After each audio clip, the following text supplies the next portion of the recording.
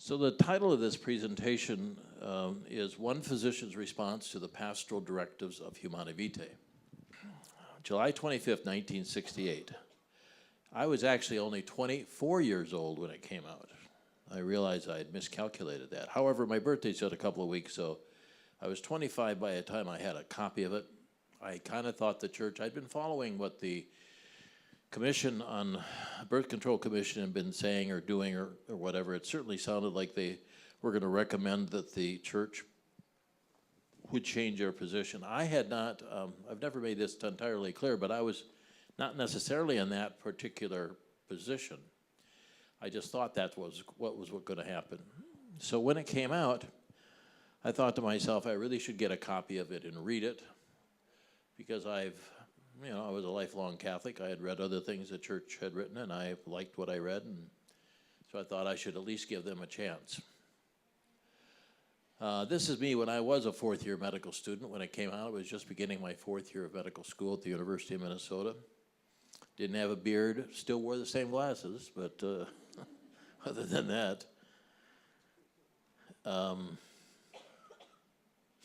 So what do you do where do you find an encyclical letter? So I thought, well, I'll go to the Newman Club chaplain. I'll ask him, where can I get a copy of Humanae Vitae? He looked up, he was kind of a short guy, he looked up at me and said, what do you want to read that kind of trash for? And that's an exact quote. I was a little surprised by that. I thought maybe there would be a little bit more helpful. But what I was to find out, of course, quickly is that the idea of it being trash was well accepted by theologians and priests, young priests especially, but not all. I don't want to trash the young priests by any means back then. But they really had bought into an idea about all of this, that the church was really retrogressive or regressive and not up with the times and so forth. I had learned over the years that the church sometimes is actually way ahead of the times. And that makes it complex for the church, because it takes time for everybody to kind of catch up with them. But so I didn't know what to do, because he didn't answer my question really. So I kept looking, and I had no clue where to look. But I was an avid reader of the Minneapolis Tribune and the sports page especially. So I was reading through it one day, and a Sunday supplement actually carried an advertisement by the Knights of Columbus. You sent 25 cents away, you'd get a copy of Humanae Vitae. So I did. I sent them 25 cents, and a couple weeks later I got Humanae Vitae. Like putting the coin in the deal and pulling the lever, you know? And to my astonishment, maybe, this is what it was. If you have never really seen a copy of just the Pure Encyclical, this is what it looks like. This is about, 3 inches this way and 6 inches that way, maybe. Not even that big. It's about 15 pages long, takes a half an hour if you're a slow reader like me to read. And the thing that I found out instantly was that what it said in Humanae Vitae and what NBC News was saying, or CBS News, or whatever, we were just listening those days to just, not cable news, but to network news. I was an instant convert. I didn't hear or see or read those things when I was looking at it, even in the Catholic newspapers.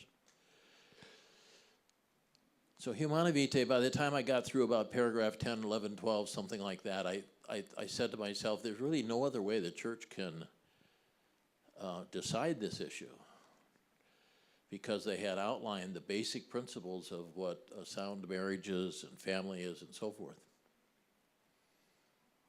So I got to the Pastoral Directives, which are part 3. A lot of people don't talk about the Pastoral Directives too much. I call them the challenges of Humanae Vitae usually. I responded to those because one of them was to men of science. One of them was to physicians and healthcare professionals. Paul VI had identified 7 different groups. Government, of course, priests, bishops, that sort of thing. Many years later, I realized that I probably had selected the one area of the encyclical that nobody really had dissented to. The people who were dissenters really could care less about any progress that might be made. As I read later and read on and on about what these people were saying. So, in December the 3rd, 1968, I began my first research project. Now, you may wonder why I remember that date. So a few people in the room might know this answer, but I'm actually a huge Elvis Presley fan, which is generational, and I understand that. But on December the 3rd, 1968, he was on a national television network as a comeback special, it was called, and he hadn't been on stage for over 10 years, I think, something like that. And I wanted to watch that so badly, but when I started this research project, it happened to be the same night as that. And I had 6 medical students, female medical students, who were helping me with this project. And we were scheduled to get together at that time, and so this came first. So that was a big sacrifice. But that's how I remember the date, so it's not all bad. This is actually one of the first of 6 patients that I studied. And it looks kind of encouraging because of this great big spike. There were some things in the medical literature that said that albumin levels in the serum went up just before ovulation. So I thought, wow, this is easy. I didn't think this would be so easy, you know. But this is the only 1 out of 6 that had the little spike, so it wasn't such a good project after all. Well, about the same time, actually leading up to Humanae Vitae, there was a married couple whose name was Pat and Patty Crowley. Sorry, I'm saying that wrong. They were the couple that was the head of the International Christian Family Movement. And they had been asked by somebody, I don't even know who, but somebody on the Papal Birth Control Commission to solicit input from the women who are using calendar rhythm. And so there were 2,000 or 3,000 women who wrote paragraphs about their experiences with calendar rhythm, and they almost universally the experiences were not good. And they weren't one bit hesitant to say that, which is fine. I have no problem with that. The problem I have is that it was calendar rhythm. And even at that time, we knew more than calendar rhythm. And it could have been better than that. But it was said, at least, there's a book called The Turning Point, which is really a good account of all of this, maybe written about 10 years ago. And Turning Point identified this as one of the major events that occurred with the Papal Birth Control Commission that switched them from being really with the church to being against it, and they voted 52-4 to change the position of the church. I didn't know this until after Humanae Vitae came out, which was probably good for me because I would have probably been more concerned than I already was. But nonetheless, it had a major impact. I'm going to come back to this later in this presentation to show you something, but for now, just know that that made a major impact on that commission. After Humanae Vitae came out, there was a major pre-organized dissent to Humanae Vitae. This is one of the articles that appeared in one of the Catholic newspapers after Humanae Vitae came out, and talks about the theologians who were dissenting from the teaching, and that the picture of the priest at the top is Father Daniel, not Daniel, but Father Charles Curran, a young theologian from Rochester, New York. And he was studying, or teaching, I should say, at Catholic University at the time. A Diet Pepsi commercial. So all the dissent came out. I got to tell you a story about this. Curran organized a group of priests and what he called theologians. Now, nobody really knows if they were all theologians or not. But there were about 150 of them gathered in the basement of a church in Baltimore. I forget the name of the church. I should know that, but I can't remember right offhand. And they said, I want to get signatures. He said, we want to get signatures from all of you to see if we can submit to this to the media and tell you how much we think this is a wrong teaching, basically. So that night, let's say there were 150 there. I don't know the exact number, but there was only one who did not do that, who would not sign this petition. And that person was, at the time, a bishop, an auxiliary bishop of Baltimore, who eventually became Archbishop of Denver, and then is now currently a cardinal in Rome. His name is James Cardinal Stafford. And he revealed this story not to me at one time privately, and then he's done it multiple times publicly. But he was the only one who did not sign the document, and he told the story about how troubling this was with his relationship with what otherwise were really good friends of his in the clergy, priests, bishops, that sort of thing, and how that just turned them away from him. And so on a personal level, he really felt this. And he was very, very saddened, even to this day, I think. And I was so moved when he told me this story. There's another thing that I'm thinking about this gathering of theologians, and I can't prove this either, but there's a guy who wrote a book called Rules for Radicals. You've heard about the book, Saul Alinsky. Well, this gathering of people like this, and then having them sign a petition like this, without ever reading the document, incidentally, is a Saul Alinsky technique. It's a tactic. It was used a lot by the medical profession in the move towards Roe v. Wade. The American College of Obstetrician Gynecologists submitted a friend of the court brief to the court, which the court relied heavily on. I won't get into the details of this at the moment, but it was signed by, I don't know, 150, 170 physicians of high rank, deans of medical schools, chairmen of OBGYN departments, and so forth. Probably and almost for certain never read what they were submitting.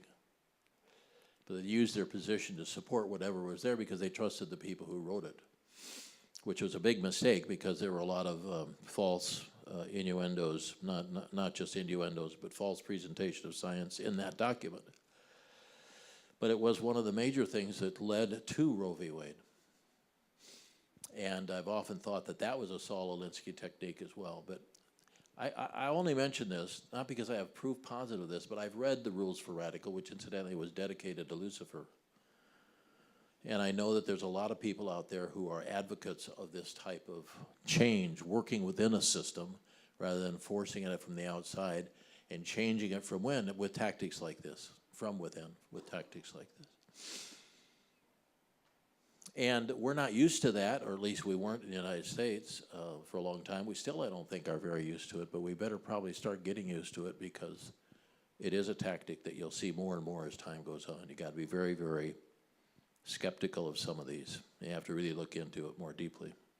But anyway, so we have the dissent, and it's been overwhelming. These theologians have also come out, many of them, in favor of a whole lot of other crazy things. Well, I call them crazy, but if you're a Catholic priest and you're promoting abortion, I think that's a crazy idea. And I won't go into all the others, but they all fall, you know what they are, basically. They all follow a kind of a litany of things that are all the same. Well, when it came out, I said to one of my fraternity brothers that there'd be some kind of a solution within 5 years. I was just speculating, probably defending myself at that point because I liked what I was reading. So this is a little handwritten document of my own notes I was taking when I first met Dr. John Billings. Now some people in the room probably won't like what I'm going to say, but on June 9th, 1972, I met him and I first heard about the ovulation method, now called the Billings method. And I'm a gynecologist, and this was really, really struck me as having some important aspects to it. First of all, it could be used by any person at any reproductive time in their life. There was no particular long time waiting period or anything like that. And it could be used in anovulatory or ovulatory conditions. There were just a lot of things that over the years had been a struggle for natural methods. So I thought that maybe it's something we should take a further look at.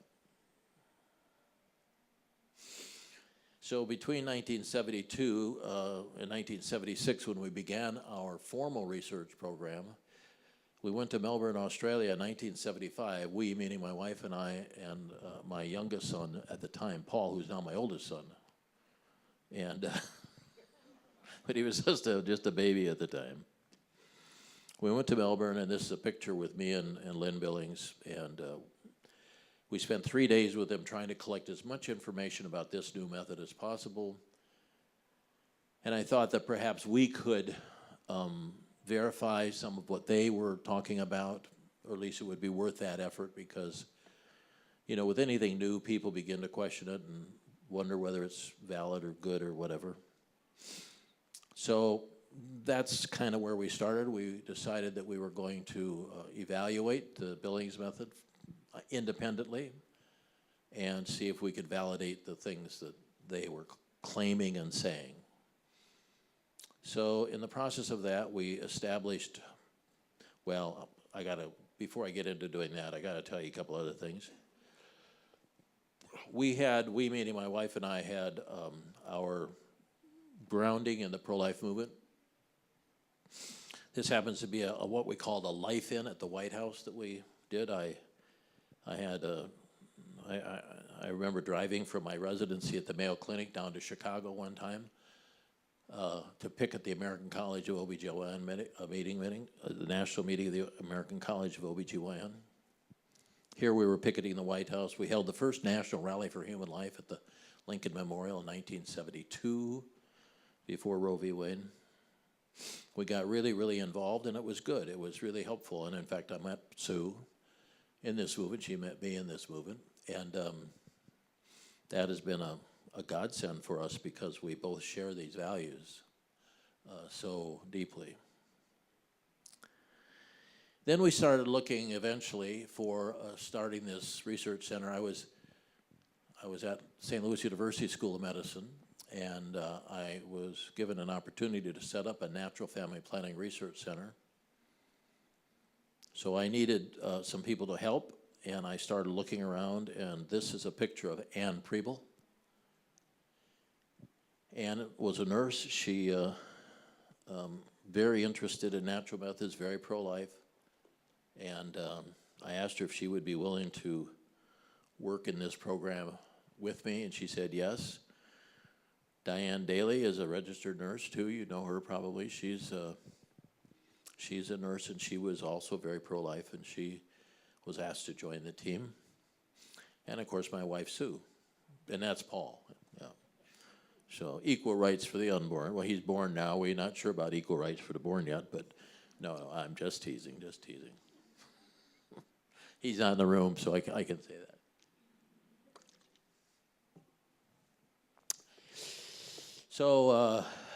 So we had the beginning of a team that started, and well, I met Anne for this in December 1975. We came together for some training that I gave them in February 1976, and we had our first introductory session on April 1st, which is April Fool's Day, 1976. And this was in St. Louis, and we had a small space in St. Mary's Health Center that had been arranged. We also got some funds from the National Institutes of Health and the Missouri Division of Health to help finance some research we were going to do. And we started doing this. We were only there for 15 months, from April 1976 through June of 1977, because the one person who was my support person there was the chairman of our department, and he kind of got booted out, so I didn't have much support. And this work was tough enough. That'll be another talk some other day, but it was tough enough to not at least have somebody supporting you. I don't mean financially, but in this case, philosophically and kind of morally. But what we accomplished in those 15 months was totally and incredibly incredible. I mean, it was overwhelming. I like to call it, in a way, the perfect storm of our work, because I only saw patients 1/2 day a week. And then some days I didn't even have a patient. On the half day I was supposed to see a patient. I staffed a resident. I was on the OBGYN department. I staffed one of the outpatient clinics 1 day per week, half a day one time, other half a day another day. And that was it. That was my overall responsibilities. The rest of the time I could just spend on natural family planning at our new center, thinking, reading, evaluating, discovering, and funded, to a certain extent anyway. And when you're given this opportunity, it's really, really special. And, you know, it was just one of those things that happened, and we had the facility to work in to do it. We had people coming to us who wanted to learn this. And when we first started doing this, we didn't even charge them because we didn't think our service was worth anything, because we didn't know anything. I mean, we were just trying to do what we thought was the right thing to do. One of the big things that occurred, though, was we had a lot of trouble interpreting the information that the women were giving us, because these were external observations of mucus, dry days, that sort of thing throughout the cycle. But when one woman said tachyclear, another woman said tachyclear, and as we found out later, they were two totally different observations. So we'd spend hours talking to them about these observations, trying to get an idea what it was and what it was and what it was. And we weren't actually making much progress until Ann Preble suggested, we had an examining room, we had a examining table, we could do these pelvic exams and find out. So she says, why don't you have them make one of these observations? We'll let them do that in private, give them 30 to 60 seconds to do that, then we would knock on the door and come in and see it for ourselves. Now, I would never have thought of doing it that way, but couldn't have been better. And then we do a pelvic exam and we collect some mucus from the cervix and then correlate all of that. And after about 250 examinations, we began to realize that they were all they were all seeing the same thing at different times. Of course, it changed from time to time, but they were seeing the same thing, and it correlated what was at the level of the cervix. And they had, what was I going to try to say? They had,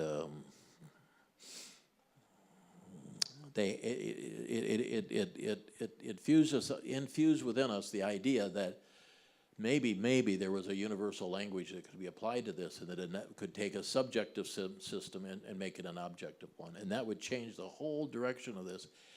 We didn't do this on purpose. We didn't do it because this was like a calculated thing we needed to do. We just were trying to find what were they observing. But it really turned out to be an incredible thing. It led to the development of the picture dictionary with the Creighton model system and the discovery of a universal language. This universal language, I have come to believe, is one of the most major identifiers in the field of natural methods that's come along in the last 40 or 50 years, perhaps in a century even. It has been an incredible opportunity for us to learn and to know and understand and expand and to develop. And frankly, it led to a whole new women's health science, which we have to replace what women are currently getting, because what they're currently getting means if they're going to get treated, it's going to be birth control pills, it's going to be IUDs, it's going to be sterilization, it's going to be IVF, it's going to be those are the treatments they get now. But the doctor skipped over all the parts of the question of what's wrong with them. And this had the opportunity for us at least to be able to find out what's wrong, or begin to find out at least. So we had 157 women who participated in this project, 444 different examinations over a period of, well, it couldn't have been more than 9 months probably. I mean, we were very active in looking for these things, and the women were very, very happy to participate. I was really, really pleased at their attitude about this. And we had a female medical photographer who was one story below us in the center. And one day I asked see if they had a medical photographer, and I was surprised to see this woman come up with her fancy camera. It couldn't have been better. You wouldn't want a man coming in doing this. I mean, it was really, really, really precious. And she was really good to work with, and we had multiple photographs taken of different things, and eventually it became this picture dictionary that we talk about. Now, I haven't presented this officially very much, but I did present it one time at a conference at St. John's University that Father Paul Marx used to put on in the summer times. And the person in this photograph is Dr. Rudolf Vollmann, and I have to set you up just a little bit for this because I'm hopefully going to play a recording. We'll see how it goes. Dr. Vollmann is actually an obstetrician gynecologist. He's from Switzerland originally. He spent 20 years in the United States working at the National Institutes of Health, and he wrote one of the major studies ever published on the menstrual cycle, and it was called The Menstrual Cycle. It was published right in the late 1970s.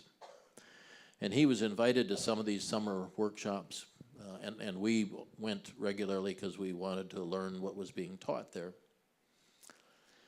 So I gave this presentation on the various observations that we have been making, and so it's gonna pick up the tape at that point, right at the very end, as I'm concluding that conversation. The talk is over. You hear a little applause. And then what you don't see or hear, well, you hear a little bit, but you don't see much, is Dr. Vollmann, who's like in his late 70s at this point, literally runs down the middle of the aisle. And he jumped the stage. The stage was a couple feet off the ground. And he took the microphone. And we happen to have it on audio tape. Really receptive to it. Turn it up. They want to know what they should be expecting to see. They want to, in a sense, Wherever they are. check their own observations, know that this Somebody is turn it the up. kind of thing that they're going to be seeing. So there. So that's the end of my talk. I guess there's nobody back there.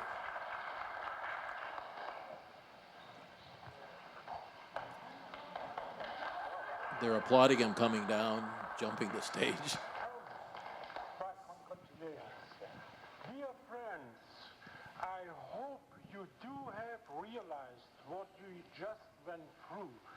Tom opened a door on the hodgepodge we have had so far on the cervical mucus. By his modest description, you may not have realized what he has achieved in his pilot study. I am really moved because at this moment now, we are able to use common terms, quantitative terms, standardized terms, which we all can use, and at this moment we can then talk about common results. This is the best presentation we have had in my judgment in all our meetings, because it has taught us the ability to. It's too bad that you couldn't hear that very well. It plays really well if they jack up the noise a little bit, but basically he was saying, completely unprompted, that he loved this presentation. He felt like, for the first time ever, and he had studied the cervical mucus too when he was younger and did this work on the menstrual cycle, and he said it was so terrific to be able to have a language now that you could use with the observations so that it could be universalized and people could do more research to be able to figure things out. And for me, I mean, I was just a young faculty member at St. Louis University, and the very final thing on the tape is, well, I didn't expect that. I was flabbergasted, to be honest. But we happened to catch it on tape, and I really enjoy playing it because it was the first time that I'd ever had another physician who also was an obstetrician gynecologist, which makes a difference, I think, for me at least, and could appreciate what we had seen. And it was a great compliment, and probably has lasted me for the last 40 years. So. Well, anyway, after that, we then started doing more and more research. We did a study correlating the peak day to the timing of ovulation. That was published in Obstetrics and Gynecology. And that was in response to the grant we received at the NIH. We then did a second natural family planning section on the basal body temperature and the estimated time of ovulation. That was also published in Obstetrics and Gynecology. And thirdly, the intermenstrual symptoms during the course of the cycle and the estimated time of ovulation. This is an example of the breast tenderness that some people observe. It's mostly a post-ovulatory event. And a fourth natural family planning installment, which was on the identification of post-ovulation infertility. And these are four, from my perspective at least, in our work, major contributions to this whole field. And I have, and this is a bit of a, I get kind of cynical and sarcastic once in a while, but I honestly don't think many people read these because they hardly ever get talked about, which is really too bad, because they're very, very helpful in understanding better different systems that were being used at that time. This particular paper was published a year or two later called The Ovulation Method, Vulvar Observations as an Index of Fertility and Infertility, and this is a truly hallmark study, which also I would say most people have never read. This study looked at the channel formation in the cervical mucus during the course of the cycle. And then it correlated that with the woman's observations. So the question was being answered whether or not her observations, which are external observations, correlated with what was happening at the level of the cervix. And when we put the data together, the bottom graph is the one probably to look at, this one here. These are 8 separate stages of fertility, at least theoretical fertility. On the right, we have the peak day. And on the left, we have from peak +4 till the next menstrual period. This is the lowest fertility. This is the highest fertility. This line is called a regression line. And the dots, there's, of the 8 dots, 2 of them are not exactly on the line. The rest of them are. I might be missing one. 3 of them are not on the dotted line, or not on the line. A regression line, to be perfect, is one that's a straight line that has dots all along that are on the line. But these are so close to the line that the level of statistical significance between the woman's observations and what was happening at the level of the cervix, there's actually not enough zeros for the p-value. It goes p equals 0.000, and it's like 10 to the 22nd or something. I don't even remember, but it was just incredible. And it was flabbergasting to us. Again, we didn't set out to do that particular. We were just curious. So it told us that these observations were also telling us what the level of fertility was in these observations, and they're staged by the time of the cycle. So that was a really important study for us in the work that we were doing. Another hallmark study that we published in the early 1980s was the Statistical Evaluation of Natural Methods of Family Planning. There's been a lot of problems with statistical studies of effectiveness in natural methods, and mostly because most people still to this day in natural methods take all pregnancies that occur and they are considered failures. And that's because the people in the contraceptive world quote, count all pregnancies as failures, but they really don't. And it's about what they really don't that you have to know about. And it's all in the medical literature, but you got to dig into it. You got to look at the statistics. You got to look at how it's calculated. You got to do all that stuff. And if you go along with a method like the birth control pill and then you stop it, now this is very easy for everybody to understand. If you get pregnant while you're on it, that's one thing. If you stop it and get pregnant 6 months later, that pregnancy is not counted against the birth control pill, not as a failure. That's understandable. What's harder for people to grasp is that you have a method that's 2 in 1. Sometimes you're fertile, sometimes you're not. And you go along and you know you're fertile and you use those days and you get pregnant. That's not a failure of the system, that's actually a success of the system. And there have been a lot of controversies over the year comparing different methods, natural methods, and it's oftentimes because they don't understand these distinctions. And I can't go into greater detail than that this evening, but if anybody is interested in any more than that, I'd be happy to talk to them about it. But this took me 8 years to figure out because it's not apparent from the medical literature. I will tell you that most gynecologists do not know anything about how to calculate success rates for contraceptive methods. They just accept what they're given. And that's probably true for a lot of things in research, but certainly for this one. And but the discontinuation rate with the birth control pill is quite high. It's in the 50 to 60% range over 1 year. So the overall pregnancy rate, but it's not counted against the birth control pill, is actually quite high. So when we publish this, it's been a struggle to get people to appreciate it or understand it. But part of that's because they just don't want to dig into it. And that's symptomatic a little bit of how we go about learning these days, and has been for many years. It's not just something new, not something I can, you know, like label the millennials with. It's been there for a long time. The millennials get a lot of grief these days from people my generation, because I'm one of these guys that hardly knows how to turn on my computer, so. I shouldn't admit that probably. But I have a lot of people at our place that do run computers, and I know how to work them otherwise.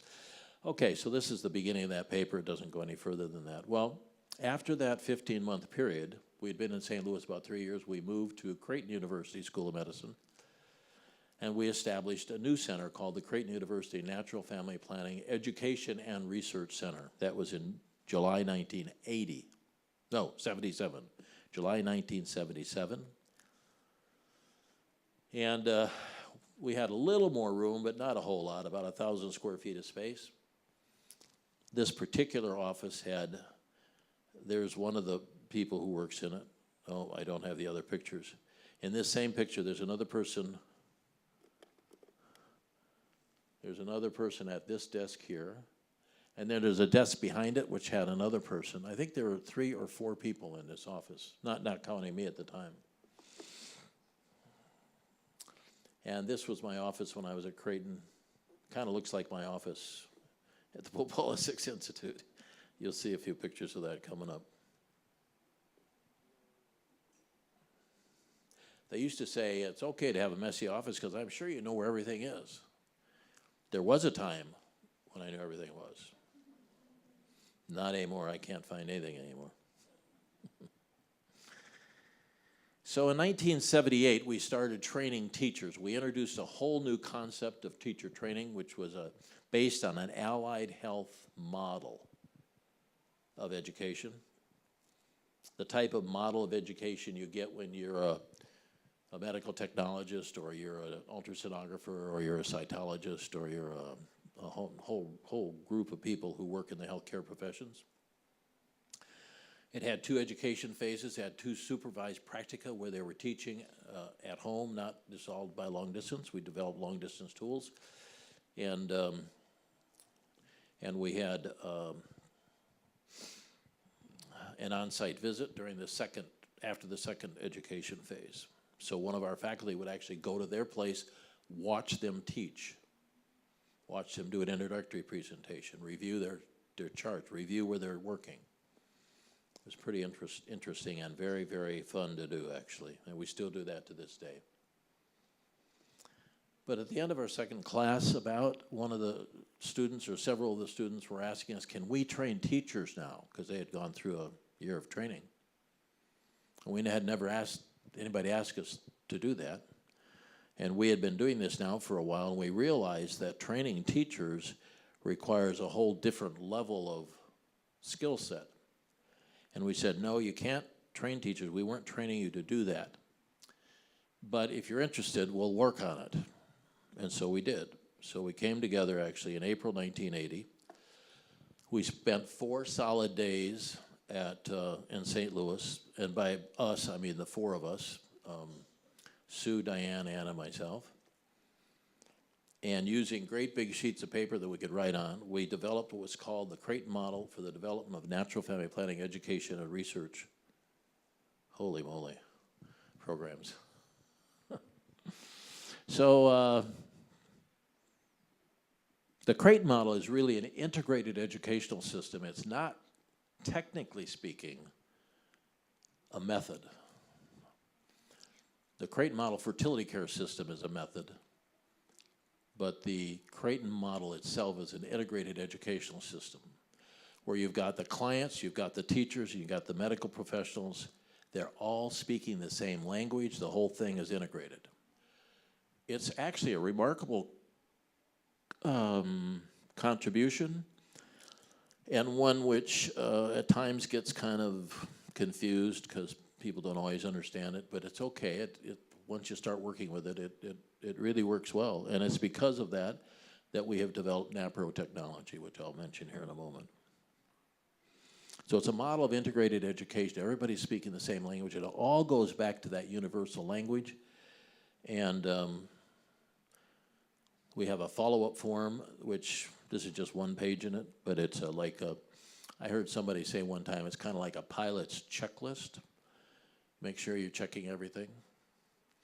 It allows us and our teachers to make sure they're covering all of the important details so they can use the method properly. It's not very complicated, actually, once you learn how to use it, but it does require some training. The users don't have to use this, just the teachers. Then somebody came up to us and said, well, not quite the way I said it. We talked to Laura McLaughlin, Dr. Laura McLaughlin, who you wouldn't know, but she was the dean of the School of Nursing at Creighton, and we explained our plight because we had people who wanted to start training people, and we said, how are we going to do this? How are we going to translate it so they can be, in effect, like a clone of us? I mean, they could be independent, but they could do it wherever they wanted to do it, as long as they were doing the same program. And they said, well, she told us, well, you're going to have to write a curriculum. Oh, we didn't know how to do that, but we found out and learned, and the current, this one's a little outdated, but the current one is up to 2020. And it's about 250 pages long, and I introduce it to the medical doctors as the most boring thing in the world that you want to read, so if you have trouble sleeping at night, start reading it. Because it's just details of the curriculum. Every topic that we cover, every goal and objective in terms of learning, what kind of a format we do it in, what are the audiovisuals, all of those things are all part of this curriculum. It's a written curriculum. And it actually worked miracles for us. And so you'll see in front of our books a lot of times a acknowledgement to Dr. Laura McLaughlin. She had her PhD in education and was very helpful to us.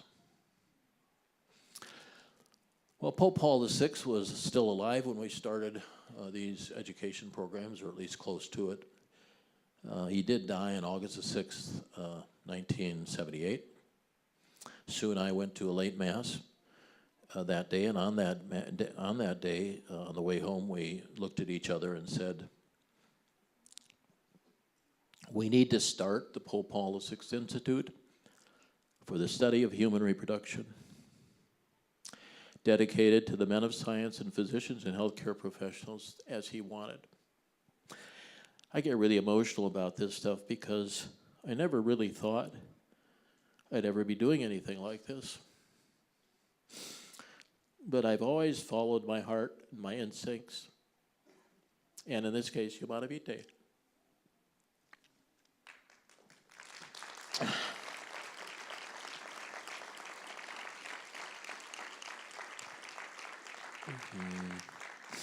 Thank you. It probably won't be the last time I get a little choked up.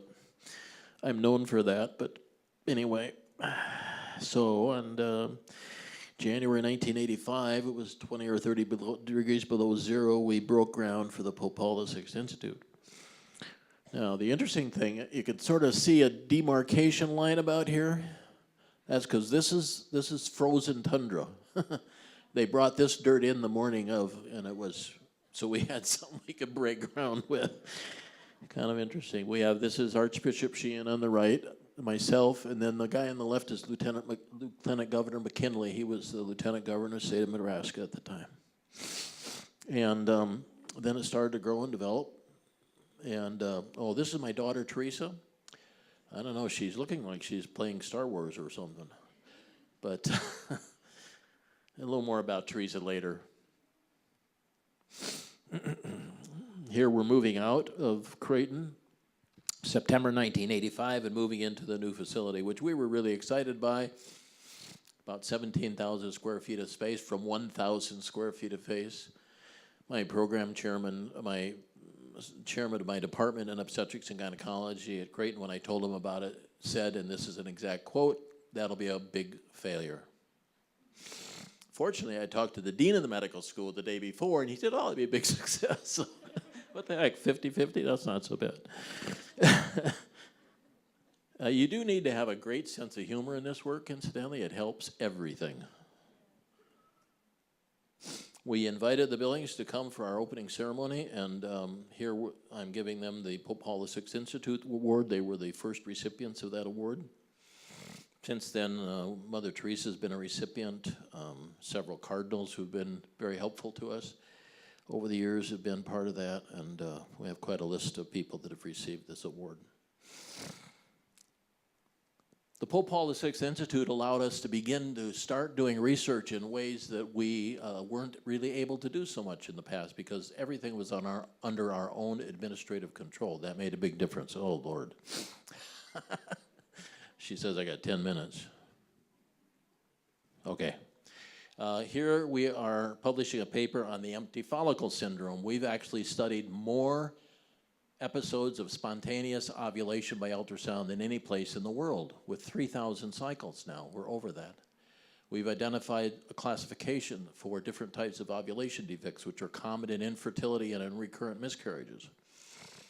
And this is just one of those publications. This is a use effectiveness study on the Creighton model system. 5 different centers contributed their data in a uniform fashion. We were able to have that published in the Journal of Reproductive Medicine. This was actually published in Fertility and Sterility, where we're measuring the tubal pressure inside the fallopian tubes using a device that we've used ever since. And you can use, we have a little floppy wire we can put down the tubes if the fallopian tubes have elevated pressures. And you can open the tubes with this technique most of the time, not always, but most of the time. These are all important if you're going to have techniques that you can use. Maybe nobody else is using them, but you can use them in a way which will be helpful in the care of these patients. This paper was published in the Journal of Gynecologic Surgery, outlining a surgical procedure which guarantees near adhesion-free reconstructive pelvic surgery. It took us 23 years to collect the data for this particular project.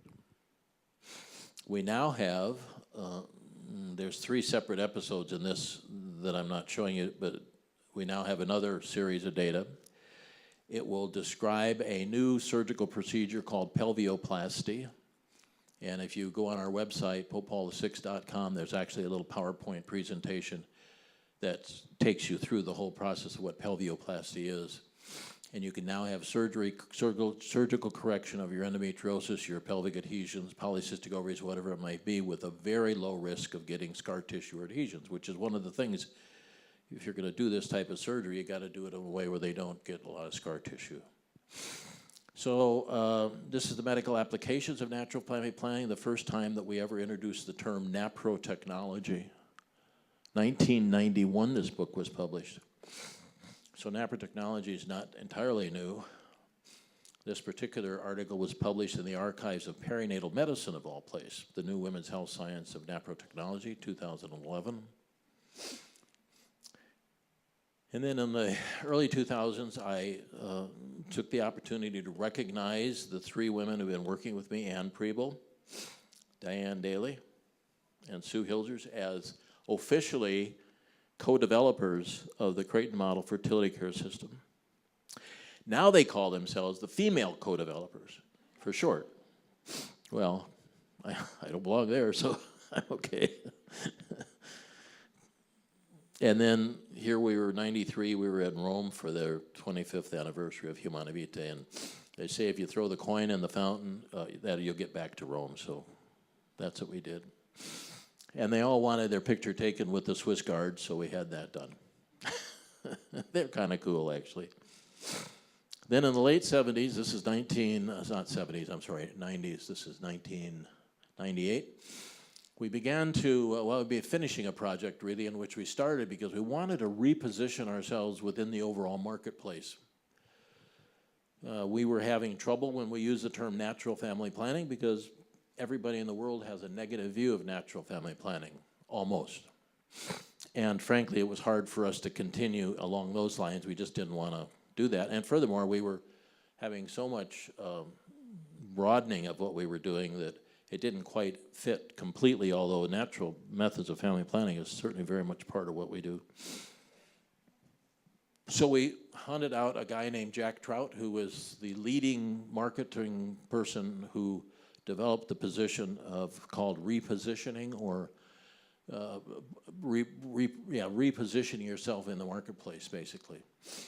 An example would be Western Union. They advised Western Union. Western Union wanted to get into computers. And they said, well, if you're going to do that, you really should change the name from Western Union to something else, and they didn't want to do that, so they didn't do very well with computers. But anyway, so he gave us free time, which would have cost thousands, and we developed the Fertility Care Centers of America and changed the name to the Creighton Model Fertility Care System. And Jack Trout signed the book, good luck. And before that, we had somebody else with a different perspective go there, and he wrote in there, natural family planning, mission impossible. So Sue and I went out there on purpose because we thought we could give him a different view of this and maybe have him think a little different of it, so we'll see. Now here is something that's really cool. This baby is at 11 weeks in utero, not quite 11 weeks actually. And you see this baby moving around. This is 4D ultrasound. We had the first nationally accredited ultrasound center in the state of Nebraska when we got accredited by the American Institute of Ultrasound and Medicine. And this particular, most of you have never seen anything like this. This is a follicle, and this is the cumulus oophrus, and inside of that is the egg. This is accumulation of cells around it. And this was presented at the American Institute of Ultrasound Medicine about 3 or 4 years ago for the first time. So we visited Pope Paul VI's tomb whenever we went to Rome. The prayer kind of went like this. You got us into this, now get us out of it. And I have just enormous, so does Sue, enormous respect for Paul VI. So it's pretty neat. Well, this is what my office looked like when I began writing the textbook. And it got worse. There's another office back there that's just as bad. Here I'm in, I had to go to the lunchroom and get out of my office to do anything. So, and that was the book, Medical and Surgical Practice. It's 1,200 pages long. It's got 2,000 references. It's getting old now because and I'm in the process of rewriting it in the second edition. I know you're going to hold that thing up here pretty soon. This is Cardinal Ratzinger. We were with him. We had Mother Teresa at our 93 conference by videotape. Here I'm giving Pope John Paul II a copy of the textbook. And here we're giving it to Cardinal Ratzinger before he was Pope Benedict. And, oh my goodness, sorry. Ah, come on, don't do that. Jeepers, I'm screwing this all up bad. I got to show you these. I'll show you those, but can't do it yet. Come on. Oh, what happened? Sorry. Oh, my goodness. Oh, here we go. So here is one time that I had an audience with Pope Benedict. I was still on the Pontifical Academy for Life at the time. This is the beatification of Pope Paul VI, and I had the chance to say the English petitions. I know. I'll get done here. I promise. We're at the beatification. This is the garment that Paul VI wore when he got stabbed in the Philippines, an assassination attempt. We published this book, The NaProTECHNOLOGY Revolution, which is a layperson's idea about the NaProTECHNOLOGY. The Crate Model System in NaProTECHNOLOGY is a scientifically and professionally credible approach that reaches to the very heart of women's health care and meets the needs of a culture of life. And this little book is about 16 pages long, identifies all that, and publishes, as a result, this tree of things that have been done and accomplished. Countless numbers of women and couples have assisted us in this. We thank them all very much, and I like cartoons once in a while because on the one side he says, if I act tough, take a stand, have more resolve, more conviction, more popularity, my popularity might increase. Yeah, right. Yeah, well, show me someone that looks like that. So next to it is John Paul II. We love Pope John Paul II. Now, yesterday we sent these 5 volumes of testimonials to the new Papal Birth Control Commission. There's 2,750 pages here of students who have written to us to apply to our education programs. They have to write a paragraph or 2 or 3, whatever they want, on why it's important to teach natural family, well, it was originally natural family planning, now it's Crate Model and NaProTECHNOLOGY. So from 1978 until 2017, we gathered all of these about 2 feet high, sent it to the Papal Nuncio, and it's on its way to Rome. The little DVD has got everything in it as well. I did that because of the women who wrote to the Papal Birth Control Commission 50 years ago. And the essays that we sent there will literally bring you to tears, many of them. They are so they're so close to their heart and so revealing. And I hope that it makes a positive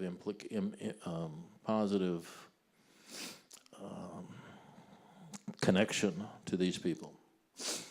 Okay, so I'm going to just finish up, and I will finish up.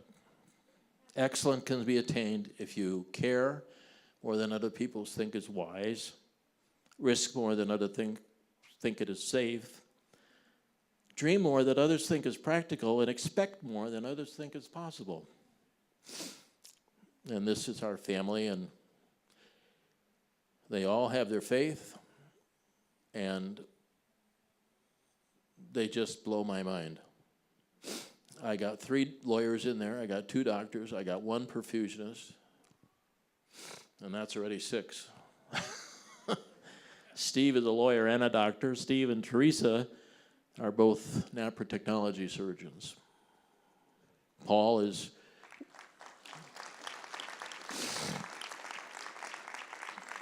This is Paul. He's my primary first assistant at the Institute. This is Michael. He was just elected to the Senate in the state of Nebraska, state government.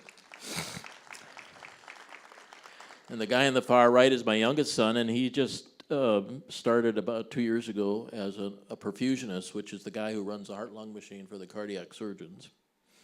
So it's pretty cool. And of course, my wife, who's really what makes it all happen anyway. It's pretty cool. This group, this picture was taken recently. Dyanne on the left, Ann Preble in the middle, and Sue on the right at St. Mary's Hospital, where all this started. We were only there 15 months.